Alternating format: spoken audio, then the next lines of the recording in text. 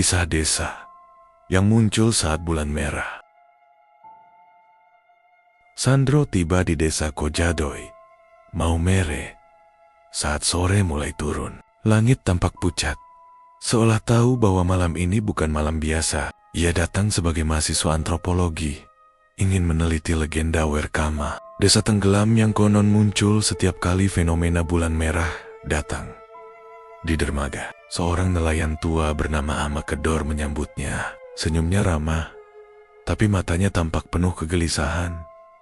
"Kau datang di waktu yang salah, nak," katanya. "Bulan merah muncul lagi malam ini." "Itu justru alasan saya datang, Ama," jawab Sandro sambil mengeluarkan catatan kecil. "Saya ingin mencatat kejadian yang pernah terjadi."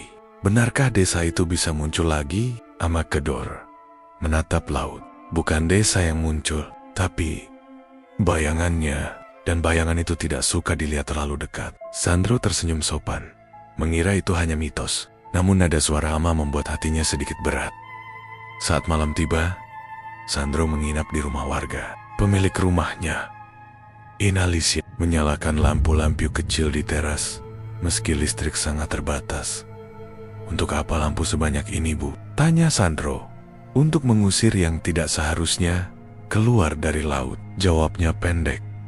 Sandro tertawa kecil, tapi wanita itu tidak ikut tertawa. Ia hanya menutup jendela ropet-ropet. Pukul 8 malam, Sandro duduk di serambi. Angin laut berhenti bertiup. Ombak seperti membeku. Keheningan itu membuat dadanya sesak. Lalu bulan naik, warnanya merah gelap, seperti darah yang mengering. Pada saat yang sama, permukaan laut mulai berpendar samar. Ama Kedor tiba-tiba muncul dan bergegas menghampirinya. "Masuk ke dalam." "Let's go." "Ama, saya hanya ingin mengamati." "Tutup mulut dan ikut saya." Namun, sebelum Sandro sempat bergerak, sebuah suara terdengar dari arah laut. Denting gamelan pelan, berirama, berlapis-lapis, seperti dimainkan dari dalam sebuah ruangan yang penuh air. "Apa itu?" tanya Sandro. Suara nyaris tercekat. "Mereka," jawab Ama Kedor lirih, "yang tenggelam bersama desa itu." Sandro menajamkan pendengaran. Dalam denting gamelan itu ada suara lain, sebuah bisikan. Sandro, tubuhnya langsung merinding. Suara itu memanggil namanya sangat jelas. "Kau dengar itu?" bisik Sandro. Ama Kedor mencengkeram lengannya. "Jangan jawab, jangan lihat. Masuk." Mereka masuk ke rumah. Inalisia mematikan semua lampu, lalu menutup pintu dengan cepat. Gamelan masih terdengar, sangat halus, seolah berjalan di permukaan air. Sandro mencoba fokus, tapi dadanya berdegup keras. Bagaimana mungkin suara itu tahu namanya? Pukul 2 dini hari, Sandro hampir tertidur ketika ponselnya bergetar. Satu pesan suara masuk dari nomor tak dikenal. Dengan tangan gemetar, ia mendengarkannya. Pertama, terdengar gamelan, lalu suara air, dan kemudian Sandro. "Sudah waktunya." Pesan itu berakhir dengan suara seperti sesuatu bergerak di bawah laut. Ponsel Sandro mati tiba-tiba. Ia meraih tirai jendela dan mengintip keluar. Air laut telah surut jauh, lebih jauh dari garis pantai biasanya. Di kejauhan, tertutup kabut tipis. Terlihat atap-atap rumah tua muncul dari bawah laut. Werkama telah kembali, dan sepertinya ia muncul lebih cepat dari yang seharusnya. Pagi itu, Sandro terbangun dengan kepala berat. Suara gamelan semalam masih terngiang di telinganya. Ia membuka jendela dan yang pertama ia lihat membuat seluruh bulu kuduknya berdiri. Air laut belum kembali seperti biasanya. Garis pantai masih mundur jauh, memperlihatkan hamparan tanah berlumpur yang biasanya tersembunyi. Di ujungnya, tampak siluet rumah-rumah kayu tua. Sebagian sudah miring, sebagian tenggelam separuh. Werkama benar-benar muncul. Ama Kedor mengetuk pintu kamar dan memanggil Sandro dengan nada tegang. "Ayo, cepat, Kita harus lihat dari perahu sebelum air berubah. Mereka berdua berjalan ke dermaga. Para nelayan berkumpul, tapi tidak satu pun dari mereka berani turun ke perahu. Pandangan mereka gelisah, seolah menunggu sesuatu yang buruk terjadi. Namun Ama Kedor tetap memaksa. Hanya dari kejauhan. Kita tidak mendekat. Sandro mengangguk. Meski takut, rasa ingin tahunya lebih kuat. Perahu kecil itu bergerak pelan di atas air yang tenang tidak wajar. Tidak ada ombak sama sekali. Permukaan laut terlihat seperti kaca raksasa. Saat mereka mendekat ke arah desa tenggelam, Sandro menahan napas. Rumah-rumah kayu itu benar-benar jelas. Pintu-pintu reot, atap ilalang yang setengah hancur. Pilar-pilar rumah adat yang ditutupi lumut. Namun, sesuatu membuat jantungnya berhenti berdetak sejenak. Di salah satu rumah paling tengah, sebuah lampu minyak menyala, kuning, stabil, seolah ada seseorang sedang duduk di dalamnya. "Ama, lihat itu," bisik Sandro. Ama Kedor langsung pucat. "Tidak mungkin. Tidak mungkin." "Kenapa?" tanya Sandro. "Lampu itu hanya menyala kalau ada upacara," jawabnya lirih. "Dan upacara itu berhenti 100 tahun lalu. Ketika desa ini tenggelam." Sandro menajamkan pandangan. Di balik dinding papan yang setengah lapuk, seolah tampak bayangan seseorang bergerak. Bukan refleksi, bukan ilusi air. Seseorang atau sesuatu ada di dalam rumah itu. Perut Sandro terasa mengerut. "Ama, ada orang di sana." Ama Kedor langsung menutup mulut Sandro dengan tangannya. "Jangan bicara keras. Mereka bisa dengar." "Mereka?" tanya Sandro teredam. Ama Kedor tidak menjawab. Ia hanya meraih dayung, hendak membalikan perahu secepat mungkin. Namun, tepat saat perahu berputar, denting gamelan terdengar lagi. Kali ini lebih dekat, lebih jernih, seolah dimainkan tepat di bawah perahu. Sandro menunduk, menatap air. Di bawah permukaan laut yang bening, ia melihat sesuatu bergerak cepat, seperti tangan, seperti wajah, seperti orang berjalan. Di disar lot dan di tengah suara gamelan itu, terdengar bisikan halus. Sandro tersentak. Suara itu berasal dari dekat haluan perahu. Ama Kedor panik. "Kita harus pergi. Sekarang." Perahu melaju goyah. Gamelan semakin keras. Air di sekitar mereka mulai berputar pelan. Seperti ada sesuatu yang ingin naik ke permukaan. Sandro memegang sisi perahu sambil menatap ke arah desa tenggelam. Lampu minyak itu masih menyala. Bahkan terlihat lebih terang dari sebelumnya, seolah memanggilnya untuk datang. Sesampainya di dermaga, Ama Kedor langsung menarik Sandro turun. "Ingat ini baik-baik," ujarnya sambil menatapnya tajam. "Jika lampu minyak itu menyala, itu artinya desa itu sadar kau ada di sini." Sandro menelan ludah. "Apa yang harus saya lakukan?" Ama Kedor menjawab tanpa berkedip. "Mulai malam ini, jangan jawab jika mereka memanggil namamu." Namun malam itu, Sandro menerima satu pesan suara lagi. Kali ini bukan gamelan, hanya suara satu perempuan. "Sandro, pulanglah ke rumah yang menyala itu. Kami sudah menunggu fenomena bulan merah memasuki hari kedua." Namun air laut masih surut, jauh lebih lama dari yang diperkirakan warga. Sandro bangun dengan tubuh letih, tapi rasa ingin tahunya memaksa ia bergerak. Dari jendela, rumah-rumah di Werkama terlihat lebih jelas. Kabut tipis yang menutupinya kemarin kini hilang. Struktur bangunannya tampak lengkap, jalan-jalan kecil, pilar rumah, bahkan sisa balai adat yang berdiri setengah runtuh.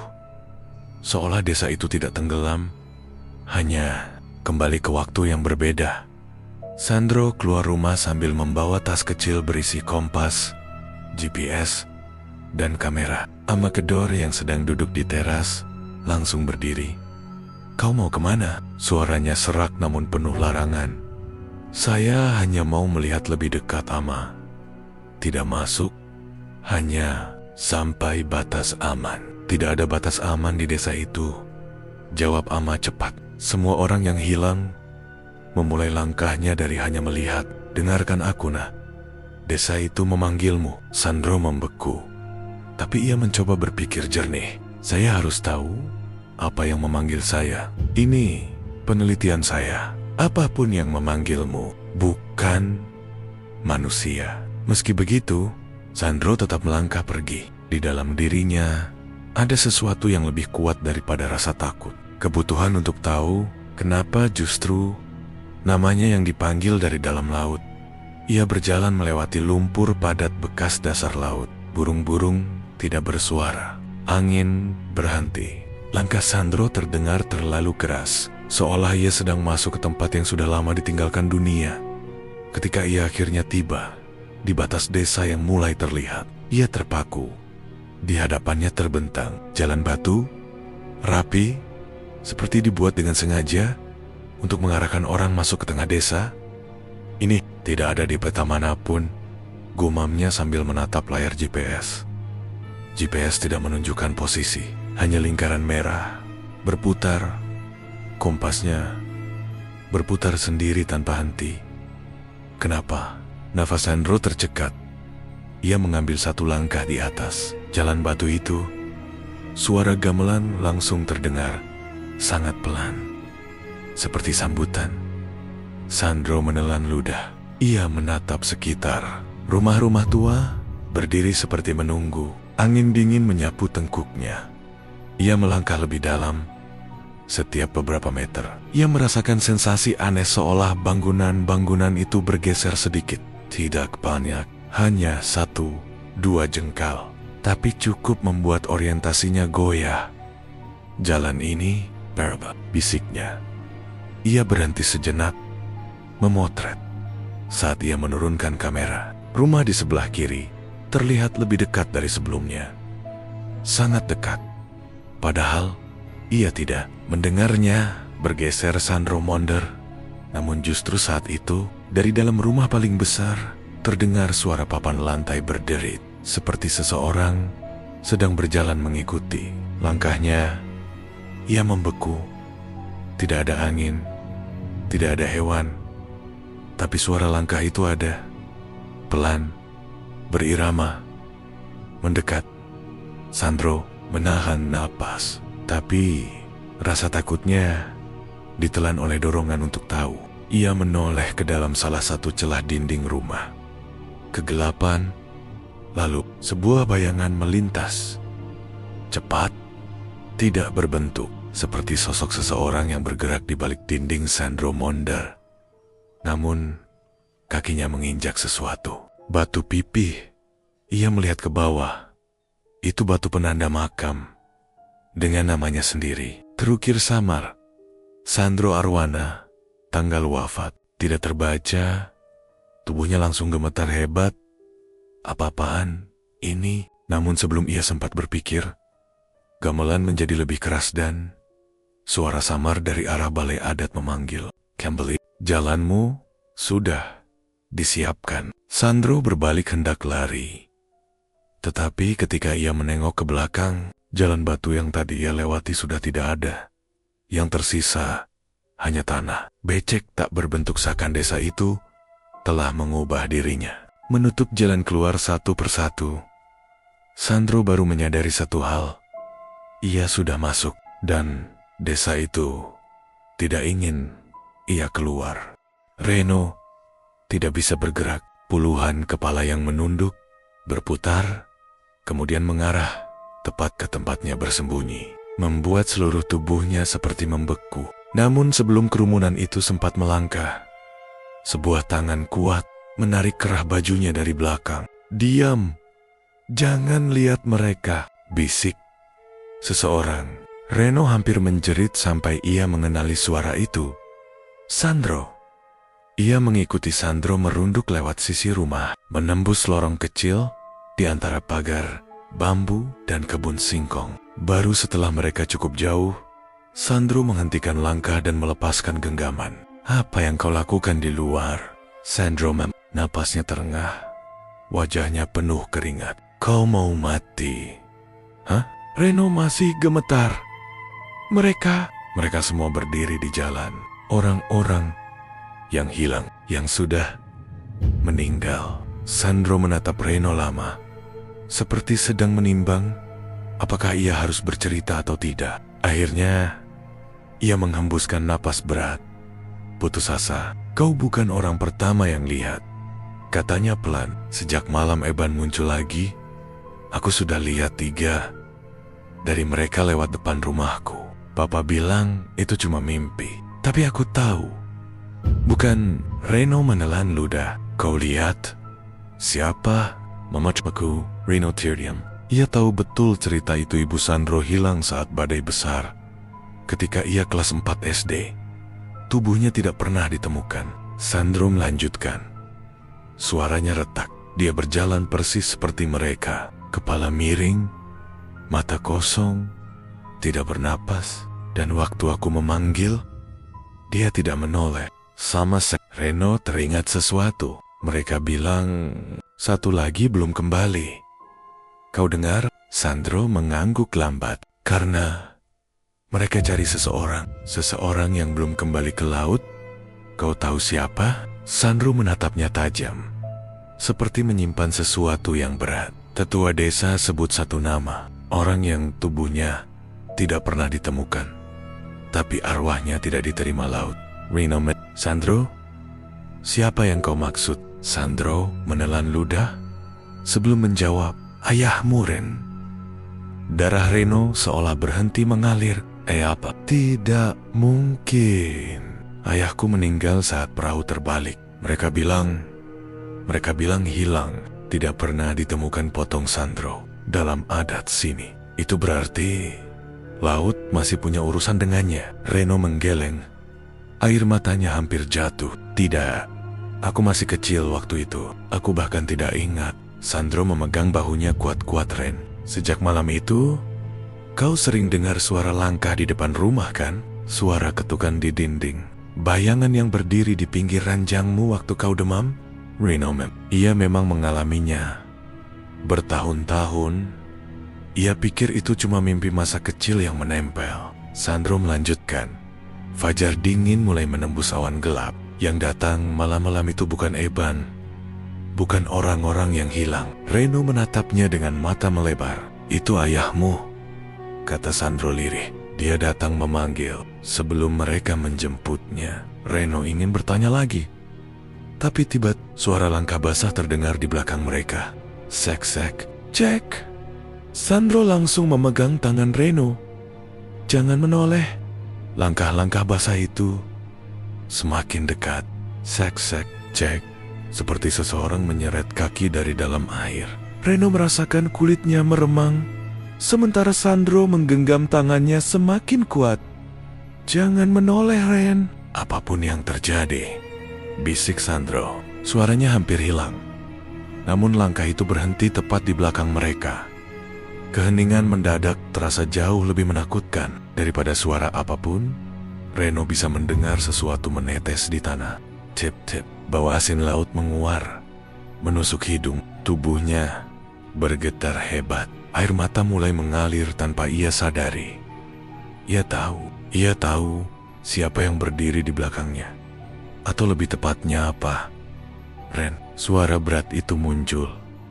Serak, gemetar, seperti dipaksa keluar dari tenggorokan yang penuh air. Itu suara yang tidak mungkin ia lupakan, meski samar dalam ingatannya kecil dulu.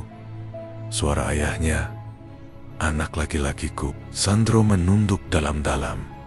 Gemetar. Jangan jawab, Ren. Tapi Reno tidak bisa. Tenggorokannya terasa sakit menahan kata-kata.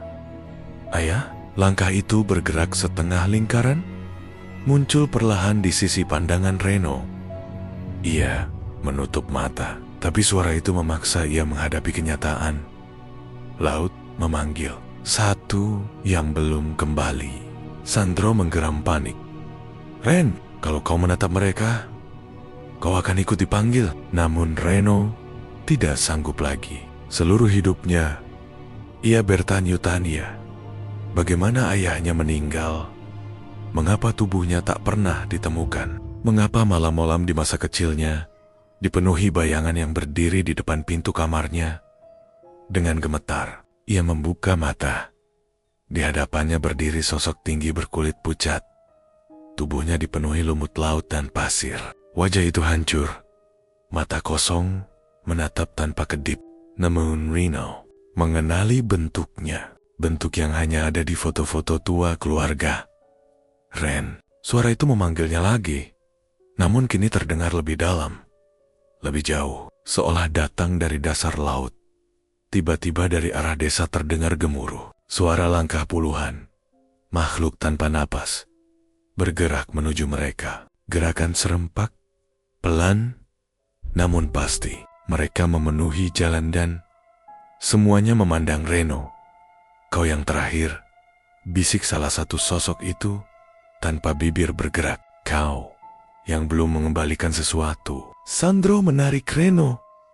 Lari, kita pergi ke Bukit Karang. Satu-satunya tempat mereka tak bisa masuk. Namun begitu mereka berbalik, ayah Reno menahan bahunya. Tak kuat, penuh air, namun lembut. Sentuhan yang seharusnya tak mungkin. Tidak, Ren, kau harus mendengar. Reno hampir roboh. Ayahnya melanjutkan, meski tubuhnya mulai bergetar, seolah ada sesuatu yang memaksanya kembali ke laut. Aku dipanggil, bukan karena kematian, bukan karena tenggelam. Nafasnya terdengar seperti ombak memecah karang. Aku mengambil sesuatu yang bukan milikku. Sandro menelan ludah. Ren, jangan dengar. Aku mengambil beduk larangan itu dari leluhur. Aku tabu demi selamatkan kalian dari badai dan laut menuntut pengganti. Reno terhuyung. Beduk larangan sama seperti yang ditabuh Eban. Sama seperti pukulan yang ia dengar di gereja tua. Ayahnya berlutut di depan Reno. Suara terakhirnya hampir tenggelam. Laut tak ingin kau mati, Ren. Laut ingin kau kembalikan beduk itu. Jacob, mereka semua akan terus berjalan hingga desa ini hilang, kecuali namamu. Kerumunan tanpa napas itu semakin dekat. Hanya 2 meter dari mereka. Sandro mengguncang Reno. Ren, K.A. Charade, beduknya ada di sana. Reno menatap ayahnya. Air mata bercampur ketakutan. Ayah, apakah kau akan kembali kalau aku mengembalikannya? Ayah Reno tersenyum samar senyum yang tidak seharusnya ada di wajah hancur itu. Ayah sudah lama kembali ke laut, Ren. Tapi kau bisa menghentikan mereka. Lalu sosok itu mulai larut perlahan, berubah menjadi air yang jatuh, membasahi tanah. Sandro menariknya lari. Reno menoleh sekali lagi. Ayahnya sudah tidak ada. Hanya sisa air asin di tanah. Kerumunan tanpa napas mulai mengejar. Reno memantapkan diri. Ke gereja, katanya. Kita selesaikan ini. Dan malam itu, di bawah bulan yang tertutup kabut laut, Reno dan Sandro berlari menuju gereja tua tempat beduk larangan terakhir kali dipukul, sementara seluruh desa tanpa napas mengikuti mereka sebagai hari karaoke kematian. Dan cerita pun tamat.